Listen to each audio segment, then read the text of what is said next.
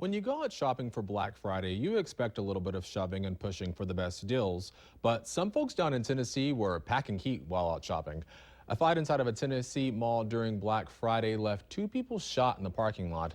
Chattanooga police say one person was shot in the arm and the other was shot in the leg. Police say the people shot are expected to pull through and that one of the shooting victims is a known gang member. Police have one person in custody and they're trying to figure out how and why this happened. An era has ended in Cuba. Supporters began mourning Fidel Castro, their former president. Castro's Cuba remains on the doorstep of the United States, and for 5 decades, it defied U.S. efforts to topple the communist regime. Fidel Castro died last night at the age of 90. There were candles lit in churches and flags are flying at half staff. Cuba declared 9 days of mourning leading up to the burial ceremony on December 4th.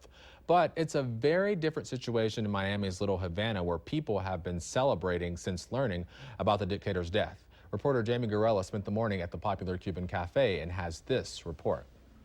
It was around midnight when the South Florida community first learned of Fidel Castro's death. As you would imagine, they were suspect at first because there have been many false alarms, but in this case, it turned out to be true, and this street, 8th Street in Little Havana, right next to Versailles Cafe, was crowded and packed, basically like a street party. The Cuban-American community out here celebrating the death of Fidel Castro at 90 years old. For them, this death is a vindication of the atrocities he committed during his oppressive regime. All night long, people have been coming out here sharing their stories about what it was like to live in that country during Castro's rule and his basically lack of human rights, and also basically undercutting everybody's due rights in that country. So here we are now. I want to meet somebody here that we met earlier today. Yes. This man here to your right, yes. He was imprisoned for 9 years. Correct, that's correct. He spent not in prison. There's prison here in the United States, which is a country club, compared to a prison in Cuba.